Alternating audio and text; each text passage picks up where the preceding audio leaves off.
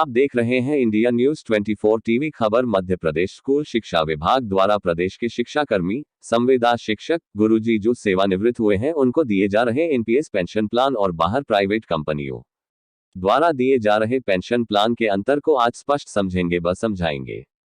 यह विस्तृत विवेचना मध्य प्रदेश के शिक्षाकर्मी विधिक समिति के प्रदेश अध्यक्ष राजेश मिश्रा द्वारा प्रस्तुत की जा रही है, अतः आप सब इस पर एक बार अवश्य गौर फरमाएं। यह सिर्फ एक उदाहरण है आपको समझने हेतु। मैं किसी भी बीमा कंपनी से पेंशन बीमा कराने का प्रस्ताव आपको नहीं दे रहा हूं, मुझ पर इस प्रकार का कोई ब्लेम न लगाया जाए।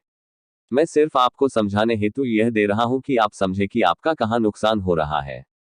प्रदेश के शिक्षाकर्मी, संविदा शिक्षक, गुरुजी को मध्य प्रदेश शासन स्कूल शिक्षा विभाग द्वारा अंशदायी पेंशन योजना 2011 से जबरदस्ती प्रदाय की गई।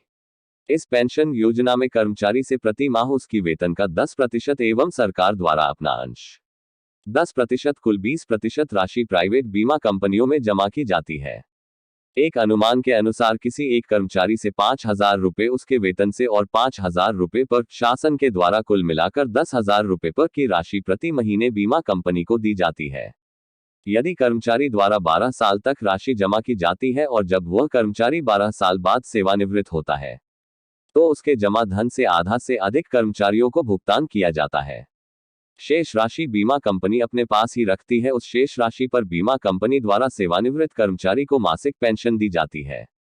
अभी तक देखने में आया है कि हमारे शिक्षाकर्मी, संविदा शिक्षक, गुरुजी साथी जो सेवानिवृत्त हुए हैं उनको मासिक पेंशन न्यूनतम 800 रुपए पर और अधिकतम 3,000 रुपए पर तक ही प्राप्त हो रही है, जो कि जमा धन के हिसाब से और उसके अनुपात से बहुत कम है। इस कम राशि से सेवानिवृत्त कर्मचारी अपना गर्मा में बुढ़ापा व्यतीत नहीं कर पा रहा है।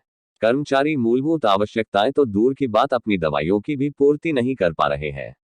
समझने लायक तथ्य यह है, जिसको आपके समझने हेतु मैं एक वीडियो बाहर वाली प्राइवेट बीमा कंपनियां जो पेंशन प्लान पर पेंशन दे रही हैं वह आपकी ओर भेज रहा हूं।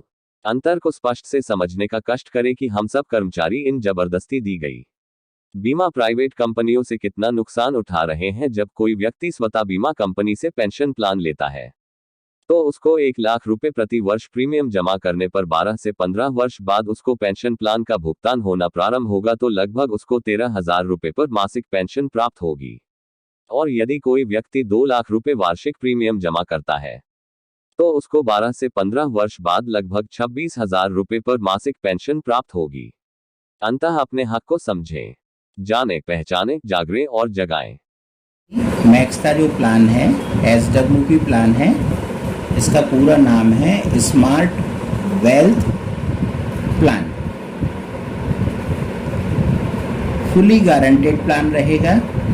इसमें अगर हम किसी व्यक्ति की एज 35 साल लेते हैं और वो व्यक्ति यदि हमें 2 लाख रुपए का प्रीमियम देता है 12 वर्ष के लिए, जिसमें गवर्नमेंट की 9,000 रुपये GST लगेगी एनुअली।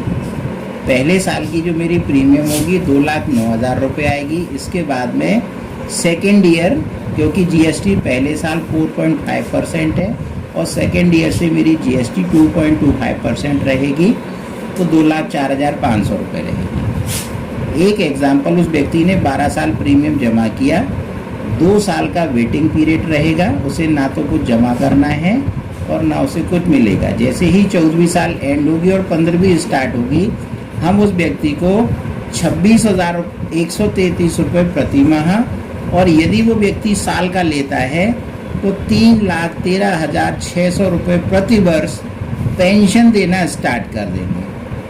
जो पेंशन हम देंगे उसे लगातार 25 साल तक।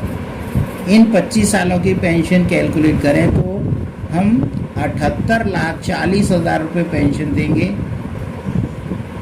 और जिस दिन उस व्यक्ति की एज पेंशन 25 साल ले चुका होगा, जो उसने 24 लाख रुपए जमा किए थे, ये 24 लाख रुपए भी हम उसे वापस करेंगे। यानी उसके 24 लाख रुपए के डिपॉजिट के बदले में हम टोटल पैसा जो दे रहे हैं 1,02,40,000 रुपये टोटल पेंशन पे करेंगे। इस बीच पेंशन के समय जब वो पेंशन स्टार्ट करेगा 15वें साल से, इस बीच यदि उस पार्टी के साथ में जो पॉलिसी धारक है उसने यदि उस पार्टी के साथ कुछ अनहोनी होती है तो ये पेंशन हम उसके स्पाउस को देंगे। इसमें एक एग्जाम्पल भी है, मान लो उसने 10 साल पेंशन ले ली, तो इन 10 सालों में उसने कितना पेंशन लिया, लगभग 3,13,000 रुपये के हिसाब से 31,36,000 रुपये, 31,36,000 रुपये। जिसने पॉलिसी ली वो नहीं है, तो सेम पेंशन हम उसके स्पाउस को स्टार्ट कर देंगे, सेम पेंशन उसे मिलेगी। मान लीजिए उसने भी 10 साल पेंशन ले ली और उसका सेकंड जो स्पाउस है वो भी नहीं है, उसने भी 31,36,000 रुपये का पेमेंट लिया, तो वो लगभग कितना